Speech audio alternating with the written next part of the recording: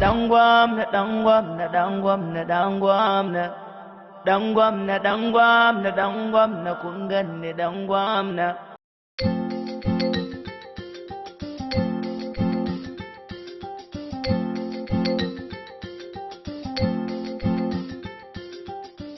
A dole a kalle ni, a dole ku dube ni, mata ma da sun gani, a dole ku saso ni. Dangwamna dangwamna dangwamna dangwamna dangwamna dangwamna dangwamna dangwamna kun ganni dangwamna. Dangwamna dangwamna dangwamna dangwamna dangwamna dangwamna dangwamna dangwamna kun ganni dangwamna.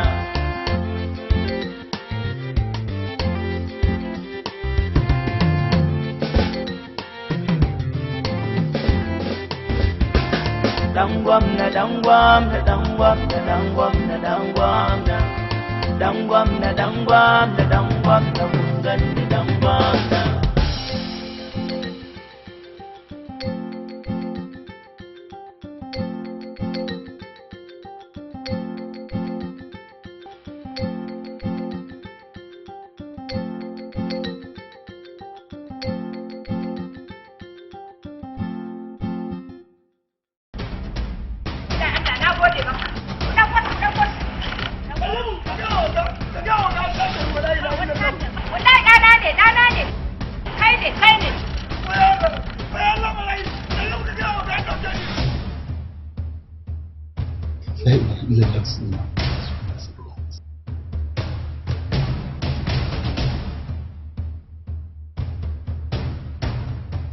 Inna lillahi wa inna ilaihi raji'un. Allah na gode maka Allah, babu abin da zan ce da Allah sai godiya. Ubangiji Allah ka tabbatar min da alkhairi Allah. Allah da ka nuna min mahaifiyata ta ainihi a mafarki Allah na gode maka Allah na gode maka. Ubangiji Allah ka nuna min mahaifina ma na ainihi a mafarki. Allah ku saraba ni da wannan wahalar. Allah ku saraba ni da wannan wahalar. Ai talauci bai yi ba malam. Allah ya raba mu da talauci. Ni daman ni na san wallahi ba dan gidan nan bane ba. Wallahi da walaki. Wallahi ina ji wallahi contract aka ba su kashe ni. Inna lillahi wa inna ilaihi.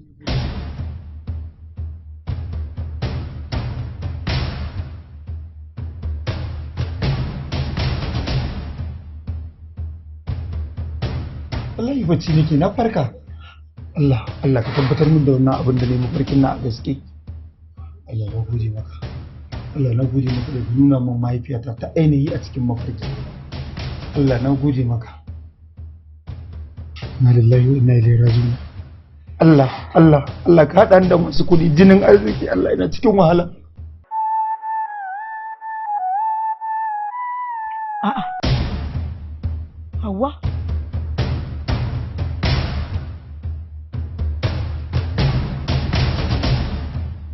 Lafiya kika zo mana gida da sassafen nan?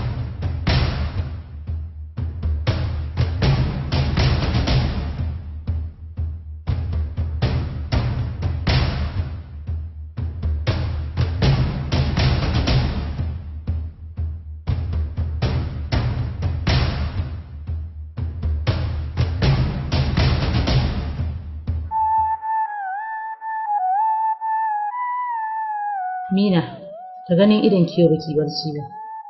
Wallahi kamar kin san yadda na ga rana haka na ga dare. Na san akan miliyan 2 nan ne da hatsabibin nan ya cuce mu, su suka hana ki sukuni. Mulki kenan. Ke kanki kin san na fi karfin miliyan 2. Kawai dai ina tunanin cin mutuncin da yasa aka mana. Har aka je aka kulle mu a sel. Kuma kin tabbatar cewa ni ma na san cewa haƙƙin mu ne. Shi ne kawai yake sa ni kuka wallahi, ba wani abu ba. Mina, duk inda kake tunani mutumin wannan ya wuce nan. Kar ki je ki ƙara jefa kanki a cikin wata matsalar wacce ta fita baya. Me? Kin san ko me yake faɗa? To na rantse miki da girman Allah na ta alwashin sai na kaskantar da shi, sai na zubar mai da hawaye kamar yadda izuban min da hawaye. Ke wallahi kin fiye mugun baki, ba za ki sauya hali ba, me bakin hali kawai. Wa ya sani ma ko tare kuke yi da shi? Kamar ya tare muke hada baki. In tare muke hada baki za ki ganni zaune a nan?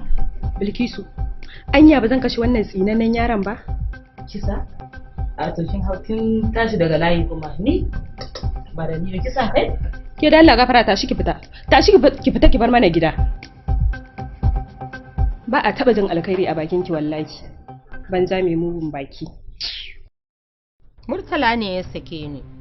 Oh, inna lillahi wa inna ilaihi raji'un. Ya sake ki? To me yasa ya sake ki?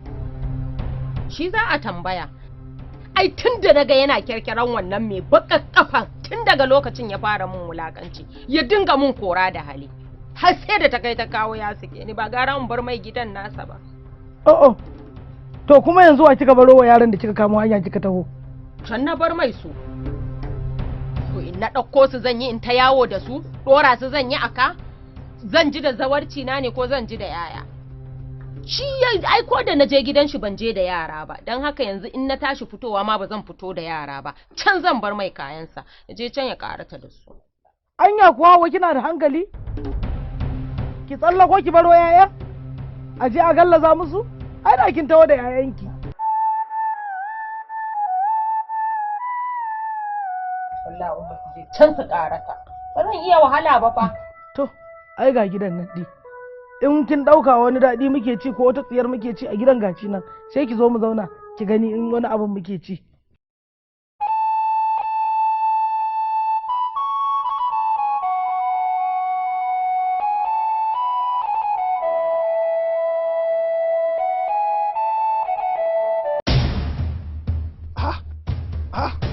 Hauwa?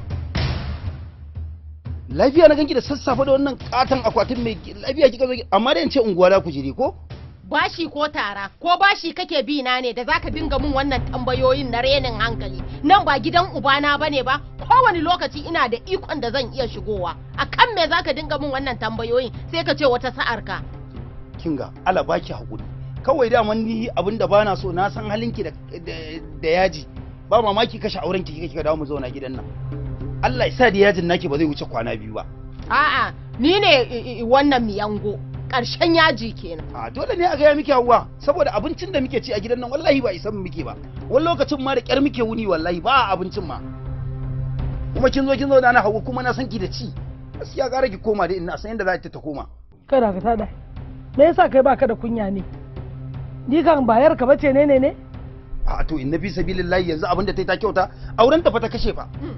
Banni da shi inna, banni da shi in koya mai hankali a cikin gidan nan. In koya maka yadda ake zaman duniya a cikin gidan nan. In ban da renin hankali, ka sa ni a gaba ka dinga min tambayan gatse-gatse sai ka ce wata sa'ar ka. A to zaki da ke ni ne? Ni kake gaya wa wannan magana? Zaki da ke ni ne? Ba zan da ke ka ba. To ki zo ki da ke ni. Ruwanka da ni ne. Ki tafi gidan mijinki mana. Da ni ne. In a kanka nake zaune yanzu sai ka kore ni. Sai mun ma ke tana rantsi da Kama ke ta? Wallahi sai mun ma ke tana fi ta kawo kai wallahi. Me yasa baka da kunya ne kai? Baka da kunya baka da mutunci. Inna, wannan yaron me yasa tuntuni baki gaya min ya canja ba ya zama dan iska? Da sai in nemo gajeren wando ko na gwanjo ne in zo mu zuba ni da kai. A'a in dai gajeren wando ne bari in shiga in dauko miki in yi zami da ke mi. Allah gafara can. Ka kiyaye ni, wallahi ka kiyaye ni. In kana jin kasa ka kiyayi ta. Na rantse da Allah Hauwa zan faffalla miki tafi. Kai baka da kunya ba. hankali. Allah ya dare gari ya waye dama irin wannan matsalar nake gudu. Da kina gidan miji yanzu kin gana hakan dai bata faru ba ko? Ka kalla ni da kyau ko ki aljana ce na fi karfin ki wallahi. Wanda ma kaddara kalli bayan da muke zaune fa gidan. Kalli ba. Wannan wace iriyar masifa ce? Kanwa kana talla koko, kanin kana faskare. Gashi kuma ke kin dawo gidan nan zaki zo ki fara talla a wara a bakin titi a dinga nuna ki kamar watan sallah. Gashi kuma baban mu yana gadi. Wannan wace iriyar rayuwa ce? To na ji laifin su daye. Ni kuma me yana laifin daye? A'a ina laifinki guda ɗaya kawai an tafi wajen allurar rigakafi aka je ana turmutsetseniya kawai kika ajiye naki kika ɗauko nasu yanzu nakin yana can yana jin daɗi kuma ga nasu yana cikin masifa kawai shine laifinki inna. Yanzu ko ka fara ganin azaba. Kuma duk yadda ka ɗauke ni a cikin ciki na ka fito a rairayin ciki na haibo ka ba kuma yanda za ka yi ɗahe. Ki je ki zauna a gida Allah ya raba ni da wahalar nan in Allah da iyayena na ainihi sun kusa bayyana. Ka ji sha. Wawa mahaukaci kana ta karanta tatsuniyar ƙarya. Hauwa, na rantsi da girman Allah zan tsinka miki mari. Na dan Allah ki daina kina talaucin naka har ya kai haka? Ana fi karban talauci Allah ku sai raba ni da ku. Sauran ni ma ka zage ni. A'a aike ba. To ai ni ma ya ka zage ni. Yadda baka da kunya baka da mutunci. Kaman kai mu da sarki. Ha ba. ai ƙara kawai ni in koma gaskiya ni ana azabtar da ni wallahi da tunin na fa haka gashi fari ne ni amma rana ta dafar da ni Dan gwamna. haka kuma za ka rayu tare da mutum da anan Allah ya ajiye rayuwarka mara mutunci babanka ya da ya samu gadin ma ya gode bi rayuwa sannu dai na ruwan idanu riya fure take ba ta yaya abadan gwamna burin ka kai ta burga su ga da kayi hanga karshen halawa gummai lissafi ta wunsulo a turba dan gwamna dan gwamna dan gwamna shi ne kawai amma ni wallahi ba zan yi wannan lissafi a kayinta haba ina ai wannan ruwan zartsi ne to ba sai ka je ka nemo nan zamzam ba sai ka samu zamzam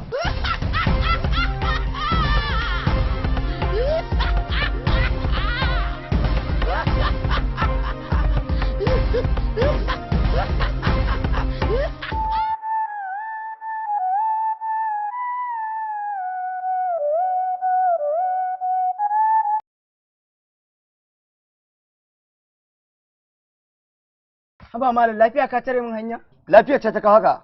Kai bari in gaya ma duk irin rashin mutuncin da ɗahir yake a garin nan kyale shi aka yi. Ƙanwata kwana biyu musamman tana ina ba ta zo gida ba. Ina zargin anya bai ɓoye ta ba. Alƙawari ne yadda muka rasa ƙanwata hankalinmu a tashe muna cikin alheri. To babu ƙaninsa babu sakewa. Dole yana addabi ƙannensa. Ka je gurin sa ka karɓa mana ni ba na hanya. Kai sai kai.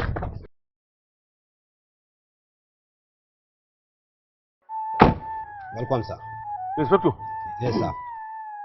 A ɗan shiga cikin gari ne ko abubuwa da na je ne. Welcome sir. Akwai assignment da ya taso. Very important assignment. Yana da muhimmanci. Don haka kai na ɗora akan wannan assignment din.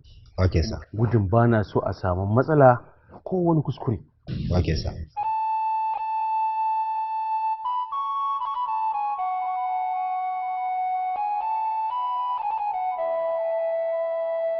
Ka gane wannan? Kwarai kuwa.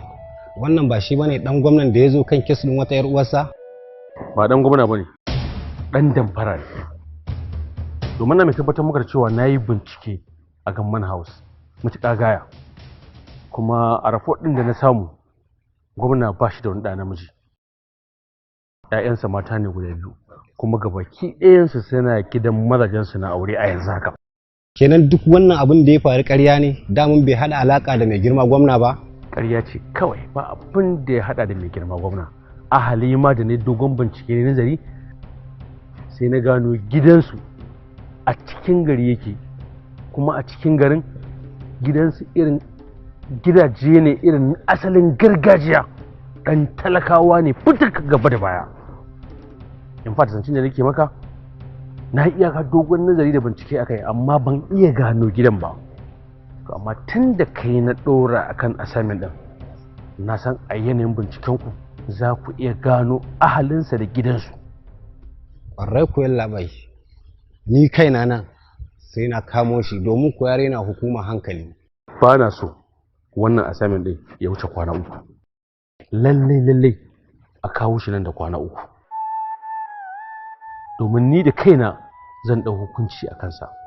Sa'ilin nan zan sa ku rubuta masa FRS a tura shi kotu. In haɗa shi kuma da alƙali mai zafi wanda zai yanke masa hukunci zuwa gidan yari, yadda zai ɗanɗana wahala da hukunci da ake sha na idan mutum ya yi laifi na impersonation makamancin wannan da yake tutiya da cewa shi ɗan gidan gwamna ne kuma ba ɗan gidan gwamna ba magareci. Wannan sai na ƙaddamar masa da hukunci. Gaskiya ne ranka ya daɗe, sai mun koya wannan yaran hankali domin yana so ya renawa hukuma hankali. Na ƙara gaya maka kwana 3 na baku, ka je ka haɗa yaranka wanda za ku fita operation police officers masu hankali wanda kuma suka san aiki. Okay sir. Lallai kar ya wuce nan da kwana 3 ba ku kawo min shi office ɗina ba. An gama sa. If there is anything that you need again, ina office ka same ni.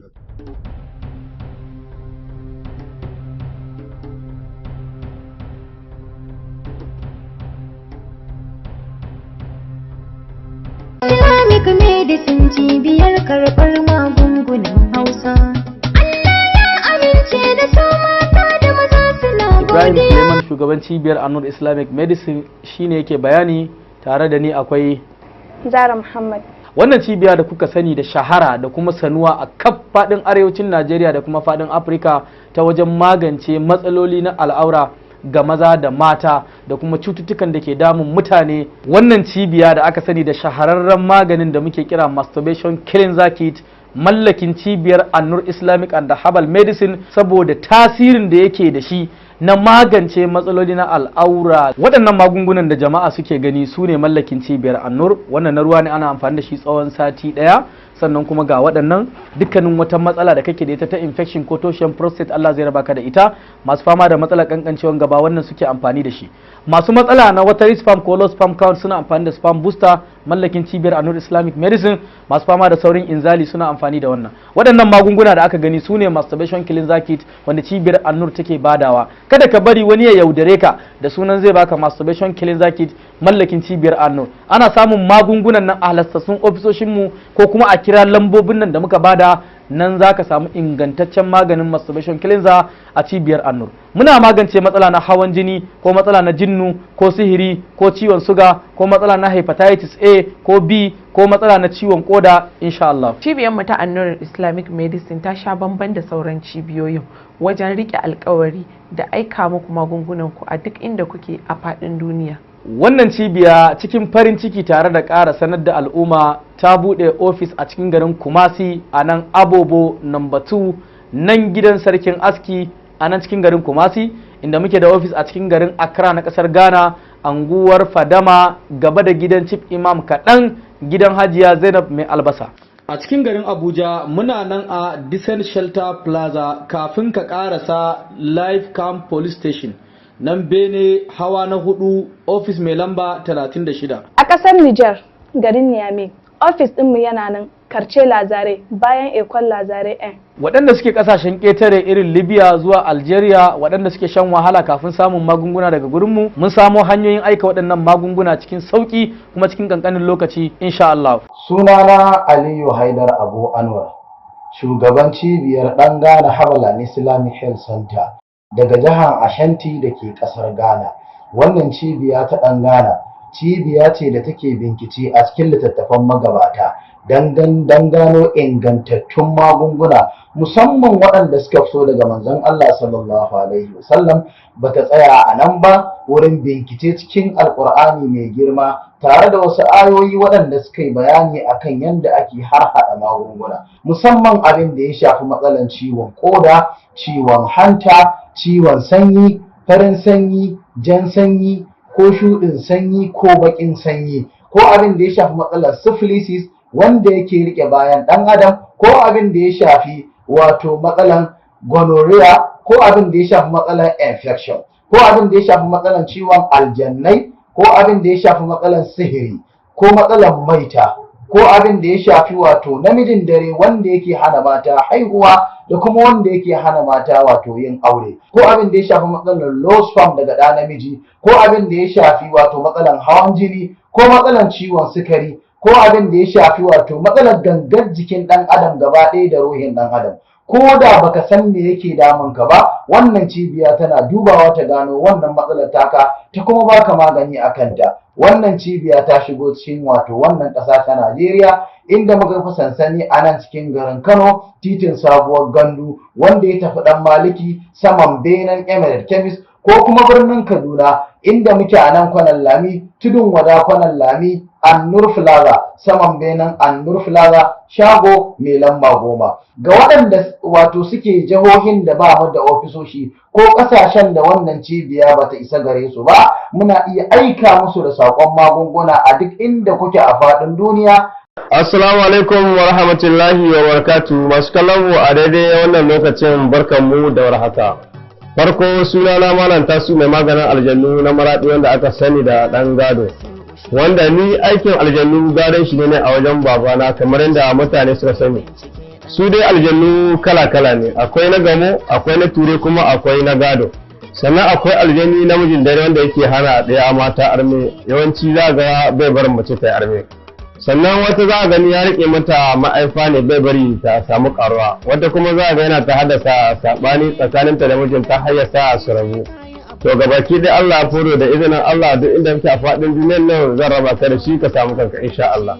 Sannan akwai aljani wanda yake hana mutum ci gaba, wani za ga ɗan kasuwa ne ya koro kasuwanci kamar kasuwancin shi zai ci gaba kuma sai ga ya koma baya. Sannan wani kuma ɗan makaranta ne ya yi karatu ya gama karatu sai gani aiki ya ƙi samuwa. Sannan akwai aljani wanda yake ma mutum ajiya a cikin jikinsa, za a gani yawanci yana sa mutum cututtuka kala-kala. Da izinin Allah ni inda al'amura na sha bambam a ce aljani ya zama ma cuta a jiki ko ta waya ko a fili.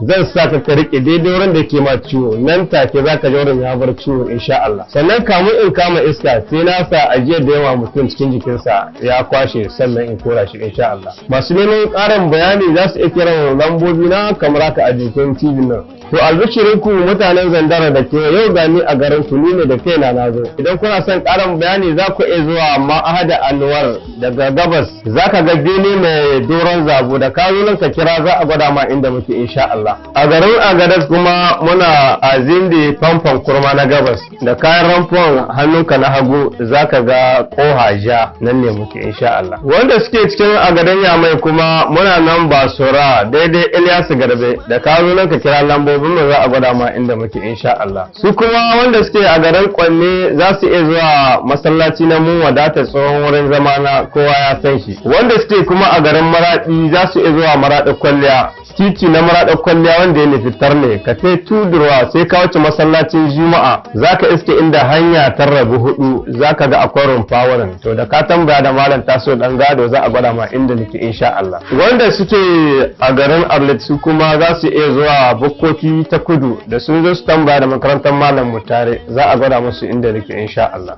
Waɗanda suke neman ƙarin bayani za su iya kiran lambobin mu kamar haka kamar yadda kuke kallon su a jikin TV na insha Allah.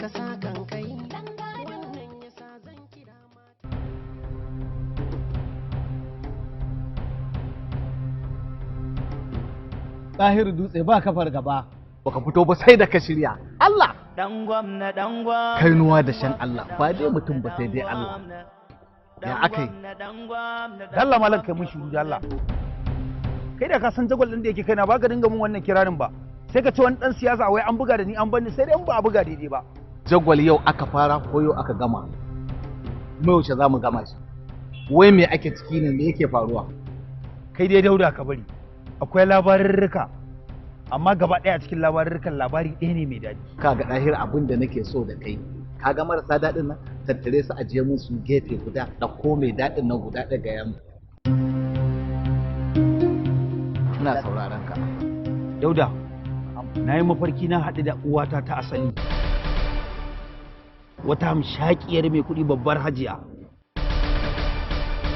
wai a mafarkin tana fitowa da cikin gida kawai ta yi murna ta tarbe ni ta buɗe hannu ta rike ni tana ɗana wai amma ka san wace ce to ni ban san ta ba wace ce Dauda ina matan nan da gidanta yake kan titin studio ɗin ɗan Maliki wani katon gida wannan hajjiyar da aka ce mijinta ɗan canji ne suna da kuɗi sosai kafin ya mutu na san ta mana waye bai san Hajiya Binta ba ai duk garin nan ba wanda bai san Hajiya Binta ba ko ba ta kuna dan Maliki ba ai ita ne mafarki ta garzo za ta karbe ni tana cewa ni ɗanta ne dole fa aje a same ta ka san ni fa duk mafarkin da nake ban taɓa yin mafarkin ƙarya ba dole mu je mu same ta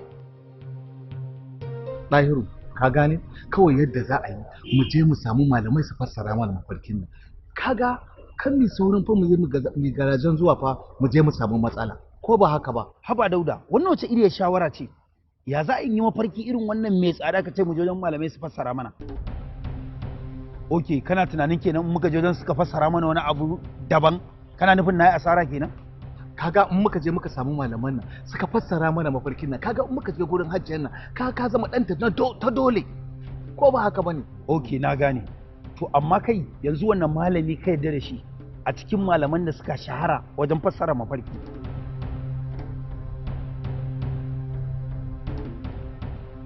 kai akwai wani abokina sunansa Malam Ali Baban Zara in dai muka je muka same shi ya fassara mana mafarkin nan to insha Allah sai ka ga mun yi nasara a al'amarin ba fa zama zami ba tashi za mu je wajen malam Ali baban zare ya fassara mana mafarkin nan da Allah Dauda tashi mu tafi da Allah ni wannan abubuwan ba zan iya ci ba da Allah mutum a wallahi ko a can ma ci tunda dai kaga kamar ya a can ma dan Allah ka zubi billahi allazi sai dai a gamu sai dai a ga rahin mutunci da Allah ni ba na son harkar yunwa da Allah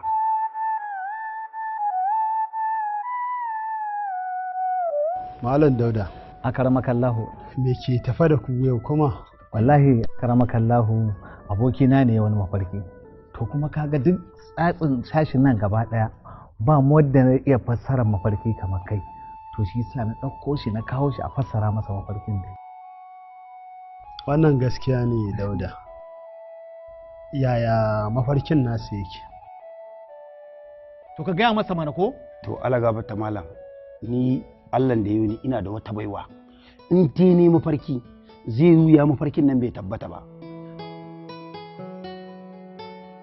amma yanzu Allah gafarta malam in ka duba mafarkin nan duk abin da ka gani daidai ne haka mafarkin yake Allah ya sa dai ba mafarkin mutuwa kai ba kaga dalla malam ni fa ba mafarkin mutuwa ne ba mafarkin arziki ne Allah gafarta malam nayi dumu da nishadi a cikin arziki da kwanciyar hankali ina jin ka yaya mafarkin yake Allah gafarta malam akwai wata hamshakiyar attajiran mai kuɗi a garin nan kuma kowa ya santa a garin nan na'am to Allah gafarta malam sai ne mafarkin nan wai gana a kofar gidan wannan attajirar na je kofar gidan ina jiran mai gidanta sai ga ta fito tana gani na kawai ta buɗe hannu ta dinga min lale marhabun ashe da rabon zan sake ganin ka shekara da shekaru ka ɓace ɗana ba labari amma kaga ai kana da iyaye ina ga kuma tare da su kuke a gida ɗaya ko kwarai da gaske Allah gafarta malam su inna ba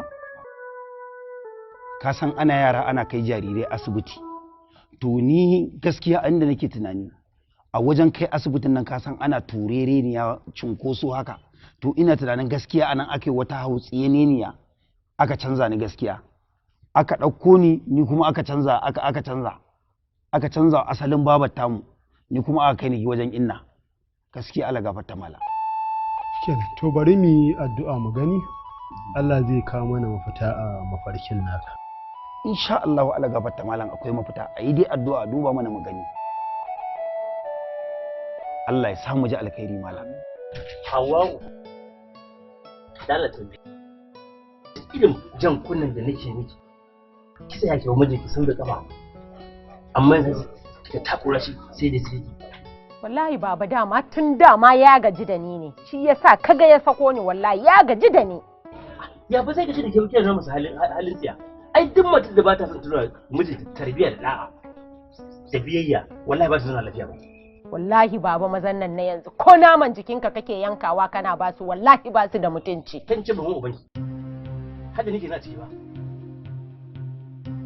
ye tunda baki da kunya to ina so ki gani cewa ni da mahaifiyarki mun dade mun kai shekara 45 kuma da bakwai amma mana sun zaman lafiya sai kuma dan da ya tashi ga babas da baban suna zaman lafiya ai ba wai ba sa fada ba amma suna na hankali da fitowa ko ba za su ba ko yayi ba ku sani wallahi baba sai dai ai ta zagi na a ce albasa ba ta yi halin ruwa ba amma magana ta gaskiya ba zan iya hakuri da inna da take yi a gidan nan ba wallahi ba zan iya kika ce albasa bai halin ruwa ba ko to in ba ta halin ruwa ba dan ubanta ta yi na tafannuwa ga ki ga gidan nan ki zauna tunda kin so ki a zaman yan marina magana ta kai ki zauna ki ga abin da ki ci a nan gidan me kake yi a ɗakin ina ɗahiru ina ɗahiru ni na ɗauka ma gamo muka yi a gidan nan ba gamo bane Bashir ne ya zo da kansa ina ɗahirin yake kai baka san inda ɗahirin yake ba zaka shigo gidan mutane gatsau babu sallama tarbiyyan da uwarka da ubanka suka koya maka kenan ka shiga nan ka fita ka shiga nan ka fita gidan ubanka ne yawa saurara mu duk wanda ya hana babar wani bacci tasa ba za ta yi ba duk wanda ya ce baban wani ba zai bacci ba wallahi na shi baban ba zai ba bari ga miki gaskiya ɗaya da ya je ya sace kanwar mu kanwata kwana nawa bata zo gidan mu ba dan haka ko a kwalla ya je boye ta sai na je na bude ba a cikin gidan nan ba wanni da shi wallahi wanni da shi yau ayi ta kare da ke mace ne wanni ke mace ne wanni da shi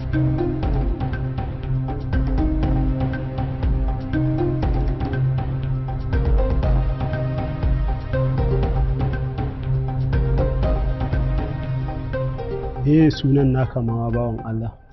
alaga wata malam suna na Dahiru, ko da yake ma dai kawai kace dan gwamna. To bari mu amfani da Dahiru. To alaga wata malam. Rayuwa sannu daina ruwan idanu, riya fure take ba ta yaya. Haba dan gwamna, burin ka kai ta burga, su ga da kayan hanga, ƙarshen halawa gummai lissafi ta wunsulo a turba. Dan gwamna, dan gwamna, dan gwamna. Malam Ɗahiru, ka gode wa Allah, wato ka yi gam da katar. Alhamdulillah. Na gode Dauda. Ka gani ka abin da nake ga maka kana taurin wato Allah ya taimake ka. Akwai wata muhimmiyar nasara da take tunkaro ka. Ai wala Allah wani zumunci. Wato fasarar mafarkinka ta bayyana a fili. Ɗakinka a gidanku gabas yake kallo ko? Gaskiya ne. Wato jiya da ka kwanta ka manta baka rufe kofa ba ko? Gaskiya ne alagafa ta malam. Gaskiya jiya ana zafi na buɗe kofa ta. Gaskiya ne nasara ta taru. A gabas yake abu ɗaya kwana kwarai. Abu ɗaya kwana wallahi ɗakin. Wato sanadiyar kofar nan da baka rufe ba shine wata tinkiya ta zo ta leƙo ƙofar ɗakin.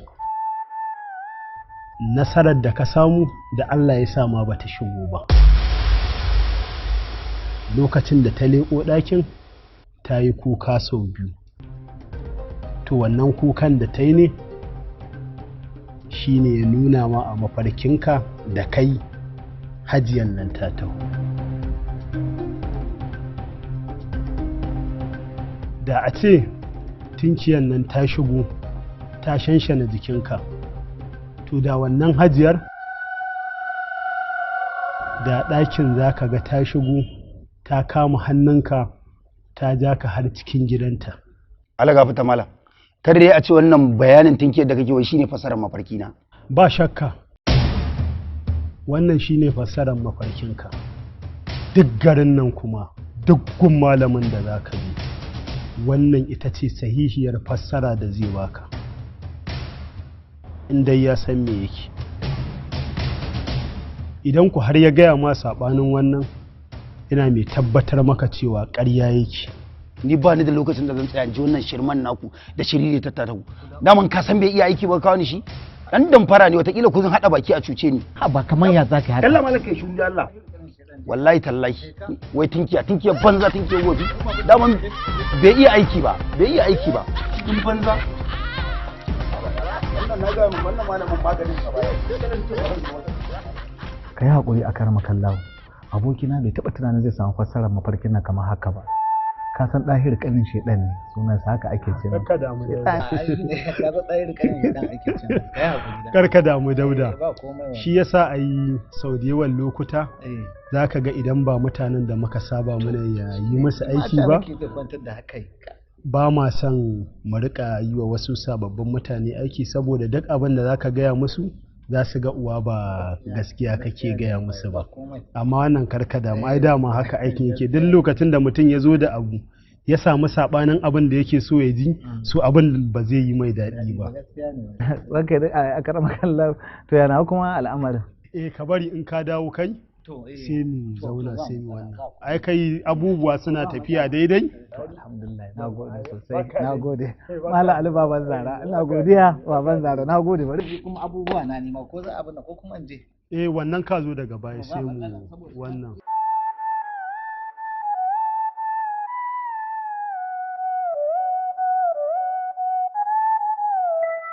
Za ka tashi ko ba za ka tashi ba na ce? Ba inda zan je, ina gidan nan. Allah na kyale shi. Kai, dan tsohon uban ka tashi ko in bude maka yanzu nan, tarza maka yanzu nan. Ba ka bude mana sai rafe a kanka. Ba ka san gidan suwa ka zo ba? Ko ma gidan waye? Ba zan tashi ba. Gidan ma'aikata ka zo ina gaya maka. Assalamu alaikum. Wa alaikum. Wa sallama da gida. Suwaye? Waye? Yan sanda ne. in je ka fito da bindiga. Kai! Kai dalla. Kai yaro. Hauka kake? Zaka je ka ce masa dala rufe bakinka. A ci ubanka kai sai a daga mutu zaka yi.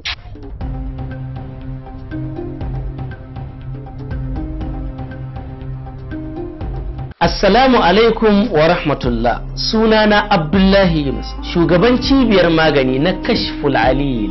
Kada ka kuskura a matsayinka na majinyaci wanda wata cuta ke damunka. Ka bari imanin ka tabo ta hanyar yanke kauna da samun sauki. Dan ka yi ta shan magani baka warke ba. Musamman masu fama da cutar HIV wato kanjamau S mai karya garkuwar jiki. To ai binciken nasu ba a iya magance cuta mai karya garkuwar jiki kawai. Cibiyar Kashful Alil Islamic Medicine Center ta tsaya ba malam na ta'ala. Hatta masu fama da matsalar ciwon hanta wato hepatitis C da D da kuma ma wanda ya tsananta wato hepatitis B. A bangaren masu fama da rauni ta fuskar mu'amalar auratayya ko kuma saurin inzali yayin saduwar auren dai, cibiyar ta Kashful Alil ta gano dalilin da ke jawo faruwar haka tare da samar da sahihin magani. Cibiya ce da ta kware wajen samar muku da magungunan ba da tazarar haihuwa waɗanda aka gano su bisa ga bincike na Islama.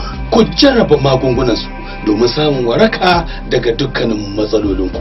Za ku same mu a Maiduguri, babban layi daidai masallacin Yarobawa saman Bene, shago mai namba 1. A cikin garin Kano muna cikin Maria Plaza, shago mai namba 100 da ke kan titin Zoo Road daura da Sahad Store. A babban birnin tarayya Abuja muna Kuje Tipa Garage, titin Union Home cikin P&D Plaza. A jihar Lagos muna Owo Street, Morikas cikin Agege. Sannan a jihar Gombe muna Gadan Malale, Biu Road cikin Ummi Plaza. A cikin garin Katsina muna Kofar Kaura daidai Riyadul Qur'an cikin Aminu Dan Baba Plaza. Sannan a garin Kaduna muna Hayin Rigasa PRP cikin Musayyab Plaza. A cikin garin Bauchi kuwa muna cikin AIB Plaza, shago mai namba 12 kusa da masallacin Izala da ke Gwallaga. A Sokoto birnin Shehu kuwa muna Kofar Taramniya layin kan wuri Makera Plaza, shago mai namba 25. Sannan a jihar Adamawa muna garin Mubi, benin Alhaji Usman Giwa da ke bakin kasuwa. A jamhuriyar Niger muna birnin Yamai, Rome Point Police Secor bayan likitan Makka. Sannan a Maradi ta jamhuriyar Niger muna daura da tsohuwar likitan Makka, Grand Marche de Maradi. Sannan za ku iya bibiyar mu a shafukanmu na sada zumunta kamar haka.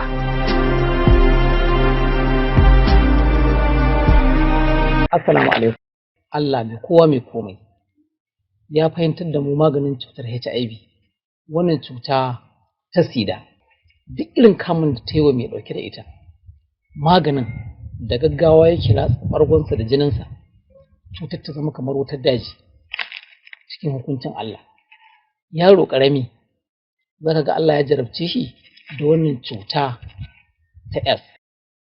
To da gaggawa in har yi amfani da kalar wannan maganin yake latsa ɓargonsa da jininsa, yake kore cutar da gaggawa. Ita ko cutar sikila cuta ce wacce ta addabi jinin mai ita, maza da yara, har ma kan yara ba ta bar su ba. Allah cikin iko nasa, in har mai larurar cutar sikila ya sa suka yi amfani da wannan maganin yana kore sikila cikin gaggawa da yardar Allah. Naira 5,000 kacal ne muka yi masa kuɗi domin sauƙaƙawa masu karɓa. Amma idan muka karɓi bayanan masu cutar sikila ko kuma muka gwada su, wasu bincike na nuna mana cewa za su yi amfani da maganin sama da ɗaya.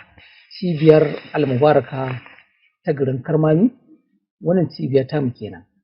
Cibiya ce mai ƙarfin maganin HIV da sikila. Albarkata ne yasa ta sami yara daga saƙo daban-daban da faɗin duniya gaba ɗaya. Amma daga cikin yaran da ta yaye kuma idan suka fuskanci maganin mu na sikila ko na HIV ya ƙare, suna zuwa suna buga jabinsa, suna yaɗawa, suna cewa maganin HIV ne. Da jama'a ya cancanci ku gane kalarsa da kuma wanda muke bayarwa. Sanin kalar maganin da muke bayarwa na HIV da na sikila sai an zo babban adres ɗinmu da ke garin Karmami ake sani, ko kuma mutum ya ziyarci rassanmu da muka ambata. Ƙwayar cutar HIV ƙwaya ce mai girma a cikin jinin ne ita. Idan mutum ya sha maganin HIV ƙasa da wata 3 da kwana 9, cutar HIV ba ta isa ta bar jininsa ba saboda ƙarfin cutar. Sanin lokacin da za a sha a warke sai an ziyarce mu. Sanin ɗanɗanon maganinmu na HIV sai an zo inda muke za a sani, domin yana da launi guda 40 har da 1. Ɗanɗanonsa kuma ya kasu hima guda 12. Maganin sikila amfaninsa ya sa mun ba da shi a ƙasar Maiduguri, mun baiwa Alhaji Bakura, wasu sun san shi wasu kuma labarinsa suke ji, domin yaro ne a wajen gwamnanmu na Borno mai adalci Baba Gana Umar Zulum. Jin daɗin magani da na bai yaransa shi Alhaji Bakura kenan ya ɗau kyautar wannan waya halak malak ya ɗauka ya bani. Shi ku faɗin wannan kyautar waya da ya mini ba alfahari ba ne ba, domin ya san wannan kuɗi na waya ya kai naira 900 daidai. Jin daɗin haka ya sa na ce sai na gode masa. Babba adres ɗinmu yana garin Karmami, jihar Kano, ƙaramar hukumar Gabasawa. Mazauna garin Gombe muna nan a cikin garin Billiri. Unguwar Fushiya muna aiki duk ranar Juma'a da Asabar. Idan aka je jihar Borno, muna a Gwange layin Tanki gidan Abubakar Sarkin Aska. Muna aiki duk ranar Litinin da Talata. A garin Kano muna unguwar Riman Auzunawa gidan Maryam Yola.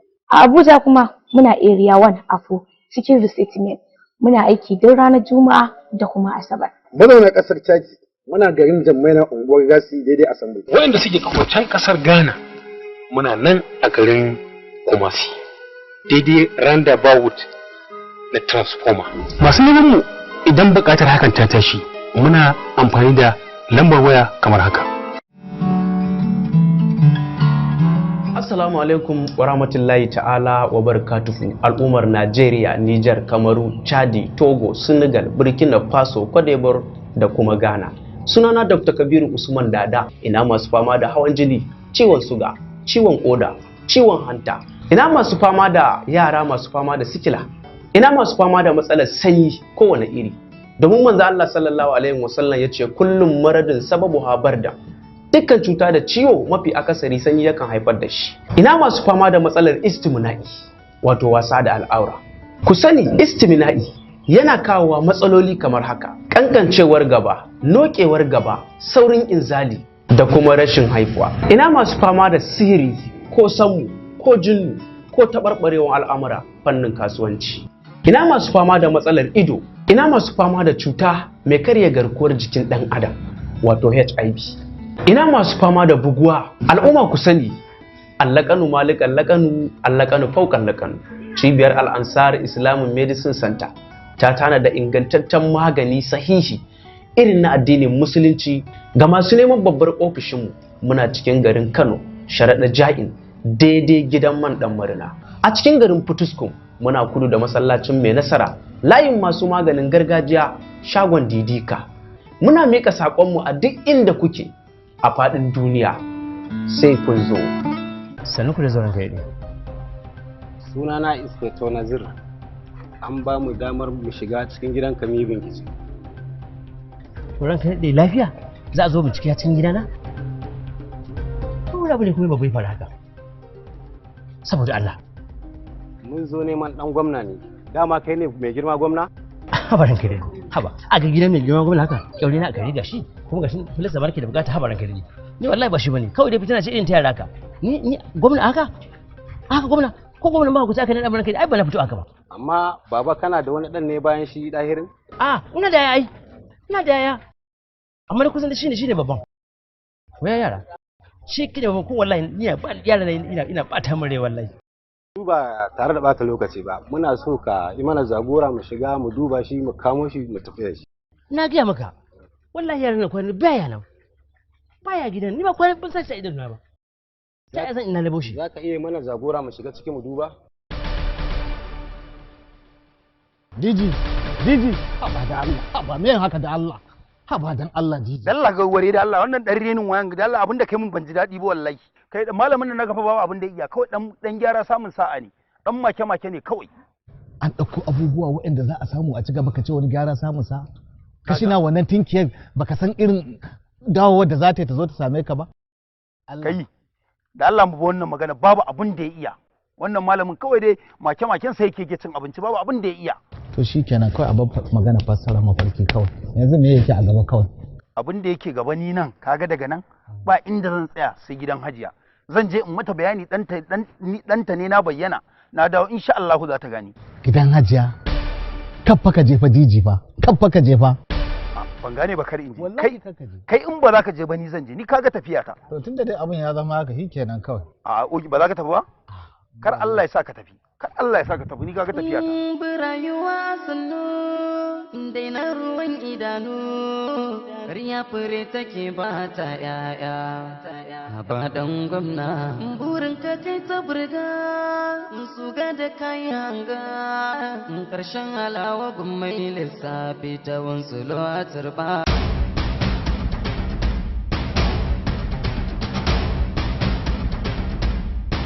lafiya 'yan sanda kuma har cikin gida baba ke za su yi ne abin da ya kasu ku shiga cikin ɗakunan nan duk inda yake fito min da shi wa suke nema kuma baba ɗahiru suke nema ɗahiru shine 'yan sandan za su shigo mana har cikin gida ba za su neme shi a can ba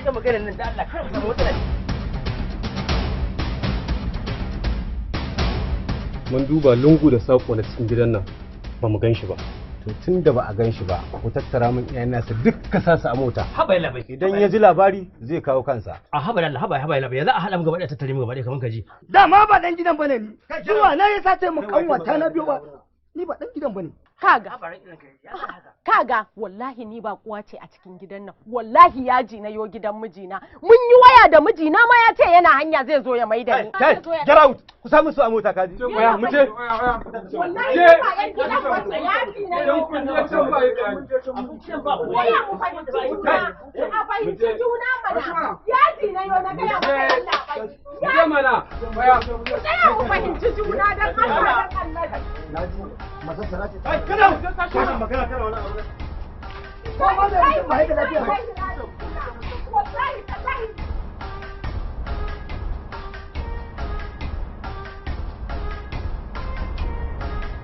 ya fi karfin ka ne yana bai wallahi baba inna lillahi wa inna ilaihi raji'un na shiga uku wallahi tallahi wallahi ya faɗa mana wallahi tallahi ni ba yan gidan ba wallahi ba kuwa ce ba yan gidan ba ce ba na faɗa ba wallahi tallahi ba kuwa ce wallahi tallahi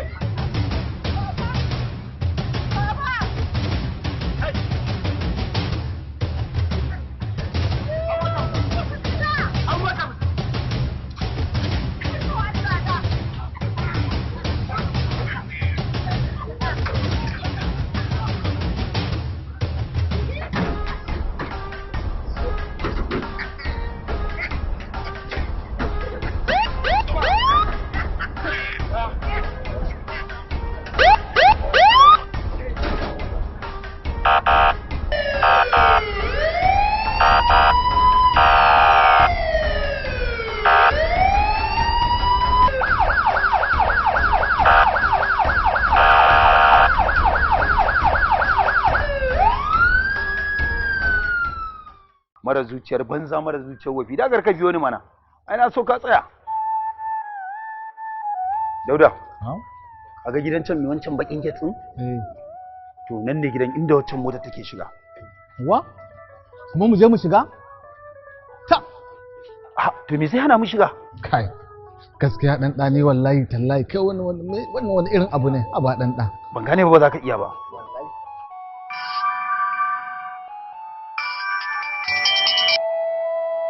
hello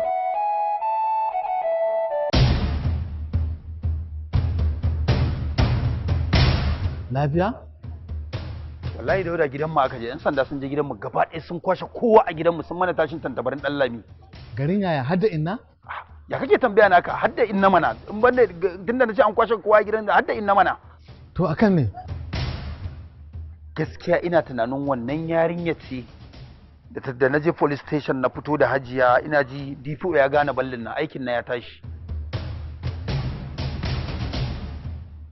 Dauda ina ji DPO ne ya sa mana wannan aikin a gidanmu ya gane ni dan gwamnan nan na Kibaru ne.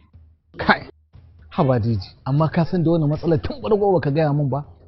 Ai lokacin da muka haɗu na gaya ma akwai labarai marasa daɗi wanda ya kamata ka sani wannan yana ɗaya daga ciki. To yanzu ya za a yi? Ai sun haɗa da inna dole na je amma dan tara gowan wallahi da ba za ni ba.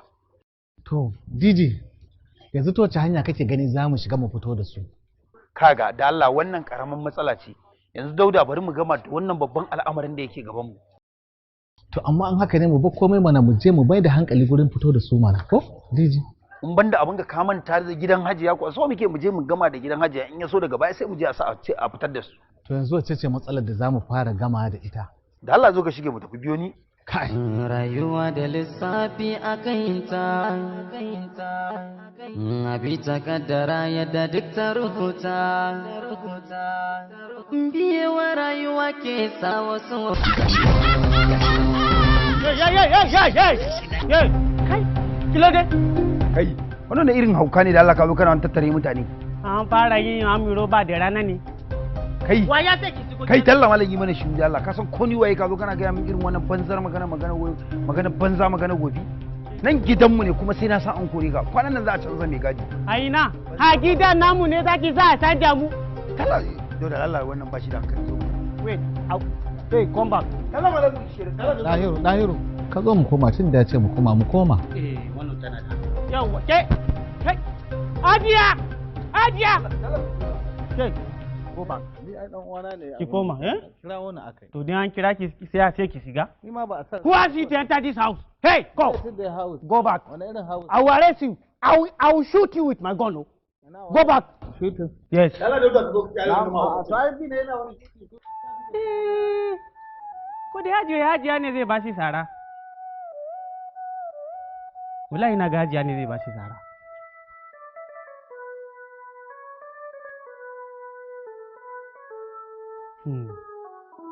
Allah ya kyauta tunda muka ga ya shiga gidan da gadara dole akwai wani abu da ya kawo shi. Ina nan zaki dawo zaki bayani. Zo kofa gidan mutane kina musu selfie saboda kun ga idan har ba mu samu abin nan da mutanen nan suke nema ba fa gaskiya za mu shiga wata matsala. Gaskiya Hajiya, to yanzu ina za mu samu dan albarkan da ya samu wannan package din mutanen nan. Wannan matsala ce gaskiya. Idan har ba mu samu musu abin da suke bukata ba wannan akwai matsala babba. To, ni ma ta shi na gani. Mama?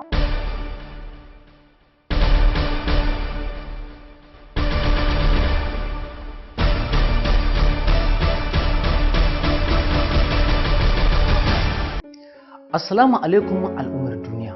Sunana Dr. Muhammad Sani daga karkashin cibiyar da take ba da ingantattun magunguna wato cibiyar Al-Yusra Islamic Medicine. Da yawa al'umma na tambaya ta dalilin da yasa ba sa samun gamsuwa da iyalinsu. Haka zalika ta fannin samun cikakkiyar lafiyarsu. Domin na yi riko da sakon fiyayyen halitta Annabi Muhammad sallallahu alaihi wasallam. Mu kasance masu lafiya wajen samun damar bautar Ubangiji. Cikin tsafta da kuma nutsuwa. Hakan ya samo asali ne gurin yin dogon nazari da zurfafa tunanina. Ta hanyar samo wa kaina, iyalina kuma 'yan uwana kai da ma dukkanin al'umma baki daya. Inda ya dace da samun dukkan magunguna wato Al-Yusra Islamic Medicine Center. Cibiyar Al-Yusra mun zo muku da sabon albishir musamman masu cutar HIV. Domin yadda da magungunan cibiyar Al-Yusra mun kawo al'umma sauki inda za su ba da rabin kuɗi sai sun warke daga cutar za su koma na ragowar kuɗin. Bisa yarjejeniya a rubuce duk domin samun lafiyar. Kada ku manta Allah ya ce bai halicci kowace cuta ba har sai da ya saukar da magani. Mu muke da magani Allah shi kuma ke da waraka. Wani abu da al'umma suke yawan yin sa ba tare da sun san illolinsa ba. Yana janyo bugun zuciya. Ya taba kwakwalwa da lafiyar jiki. Zafin tafin kafa da kasala. Ta fanni guda yana dishashe gani da sauran fannoni. Wannan kaɗan kenan daga cikin cutar da istimina'i ke jawowa. Bi ma'ana wasa da al'aura domin biyawa kai bukata. Cibiyar Al-Yusra ta samu magani sahihi a kansa kuma a sha a warke cikin yardar Allah. Muna da maganin ciwon koda, ciwon hanta da kuma cutar asma. Masu taɓarɓarewar kasuwanci ko kuma neman aure. Waɗanda aka yi sihiri ko kuma sammu muna karyawa da izinin Ubangiji. Masu buƙatar maganin ƙarfin mazakuta. Na masu matsalar hadda wajen karatu ko kuma tsarin kwanci. Ko mata masu kwantaccen ciki da kuma ciwon ido. Ta ɓangaren gyaran jiki na mata muna bayarwa a cibiyarmu kuma a sha a warke cikin ikon Allah. A cibiyar Al-Yusra Islamic Medicine Center. Za ku samu babbar cibiyarmu a cikin garin Kano akan titin Zoo Road daidai gadar dangi SKY Plaza da ke kallon Unity Bank shago mai lamba 53. A Sokoto birnin Shagu za ku same mu a Argungu Plaza daidai da gidan man Ada. A birnin Maiduguri kuma za ku same mu a Kwange Junction makabarta Marhaba Plaza saman Bene shago mai lamba 2. A Taraba Jalingo muna Bardawe FMC Junction AU Boutique Faruk saman Bene. A Kaduna garin Gwamna za ku same mu a Ahmad Bello a Mangal Plaza shago mai lamba L99. A ƙasar Nijar muna garin Maradi kudu da masallacin Jingili. Sannan cibiyar Al-Yusra tana turo magungunanta a dukkanin inda kuke a faɗin duniya. Cibiyar Al-Yusra tana maraba da zuwan kowa da kowa a koda yaushe. Sannan kamar alƙawarin da na ɗauka a baya zan zo cikin garin Nijar in ba da magani da kaina insha Allahu lokaci yayi. Bayan sallar layya da sati 2 da izinin Allah muna cikin garin Maradi muna ba da magani kan tsari na addinin musulunci. Ango ka sha.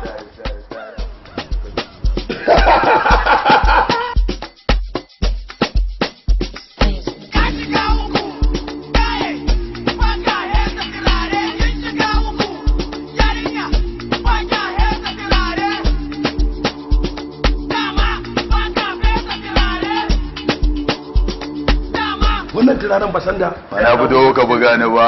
Wannan da kuke gani shi ake kira da sanda fafin ko kuma abula fafin. Za ku iya samun shi a dukkanin shagunan da suke cikin Najeriya. Ni na fi so na dau wanka, mota a ce ta sha kumfa, in za na zo mu sha hira, sai na jira na dau kwalba, shi jiki ya sha kamshi. Sai babban ofishin mu da ke kasuwar Sabon Gari, sai kuma ƙananan reshikan mu da ke kasuwar Rombai da kuma kasuwar Kurmi. Ga kuma masu bukata waɗanda ba cikin garin Kano kuke ba, tsari ɗai ko kuma Aerol za ku iya kiran ma waɗannan lambobi.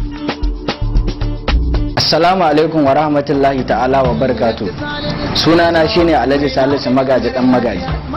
Ina mutanen da suke fama da matsalar rauni wajen mu'amala da iyali. Zaka ga kana mu'amala da iyalinka baka ɗaukan wani lokaci mai tsawo ko kaga gabanka yana kankancewa na komawa kamar na yaro karami ko mutanen da suke ganin kuraje a gaban su. Baya da haka ina kira ga mutanen da suke fama da matsalar istimna'i ma'ana wasa da gaba ko mutanen da suke fama da matsalar cuta mai karya garkuwar jiki ma'ana HIV ko mutanen da suke fama da matsalar ciwon siga. Ina yan uwana mata masu fama da matsalar sanyi za ki dinga jin wani abu na miki yawo a ciki kamar dutse ko kuma ki ji wani abu na miki yawo a jiki kamar tana ko kuma fitan farin ruwa ko ki dinga ganin al'adan ki yana zuwa yana daukewa ko kuma waɗanda suka dauki dogon lokaci ba su samu karuwa ba ko ki dinga jin sha'awar ki yana zuwa yana daukewa ko kuma ki dinga jin zafi a gurin mu'amalar aure ko mutanen da suke fama da matsalar ciwon asma ko mutanen da suke fama da matsalar hawan jini ko ciwon siga ko matsalar sikila insha Allah in kun zo kun same mu za a samu biyan bukata a kai ko mutanen da suke fama da matsalar basir mai tsiro ko ulsa wanka ko fitsari sai dai kai a zaune wannan matsalolin jijiya ne. Ina yan uwana mata masu fama da lalacewar jiki za ki ga jikinki ya lalace ya koma kamar na tsofaffi kai ki ce kin je nan kin je can baki samu biyan bukata ba ku zo ku same mu insha Allah za ku samu biyan bukata. A jihar Kano za ku same mu a Airport Road by Ahmadiyya Junction kusa da makabartan Christian ko ku neme mu a nan waya kamar haka. A jihar Sokoto za ku same mu a unguwar Rogo Police Station dab da gidan Sheikh Abubakar Jibrin ko kuma ku neme mu a wayannan lambobin kamar haka. A Maiduguri ko ku tuntube mu a lambobi kamar haka. A jihar Kaduna za ku same mu a Saminaka a garin Dan Zaba a gidan Alhaji Shaibu Mai Manja. Za ku iya tuntuɓar mu a lambobin mu kamar haka. A jihar Gombe ko ku neme mu a lambar mu kamar haka. A jihar Jigawa za ku same mu a Hadeja kan titin zuwa Guru kusa da Sakatariya ko ku ɗauki lambar wayar mu kamar haka. Ku zo wurin Dr. Magaji dan Magaji.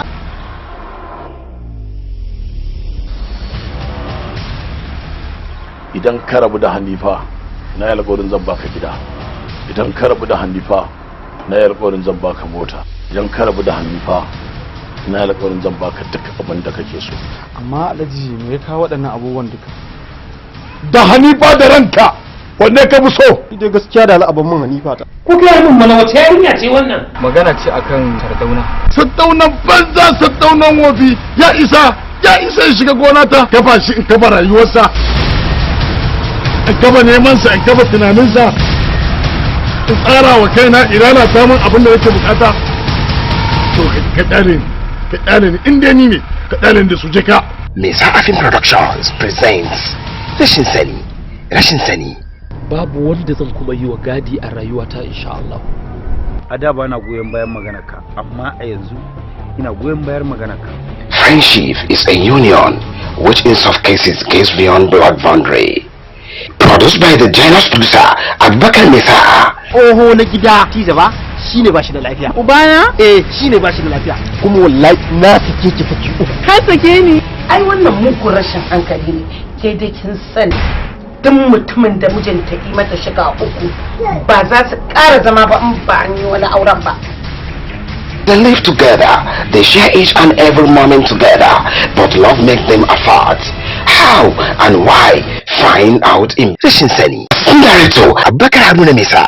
Zan ba da shawara ka samu a ɗan kulkulla ko yaya ne ko da aure ne ta na kisan wuta sai ta koma gidanka. Na ji daɗin wannan kaci basan da muka yi da kai. Tuntuni dama ina ta mama ba kai ba Husna ka fitar ka samkanta. Idan ba haka ba ko na rantse ma da wanda yake busan numfashi sai na basar da kai. Ka ji abin da na gaya ma da kyau. Mama mu da wallahi ba kai mana halacci ba. Butuli kawai. Daman tiya wanda ba a san asansa ba zai yi abin kirki. And directed by Awal Usman Gado. Wannan shiri zai dinga zuwar muku duk ranar Lahadi da masu jin yaren Hausa za ku same shi a tashar Mesa a TV. Da yaren Faransanci za ku same shi a Difa 24 TV. Da masu jin yaren Larabci kuwa za ku same shi a Jamaina 24 TV. Rashin Sani na nan tafe.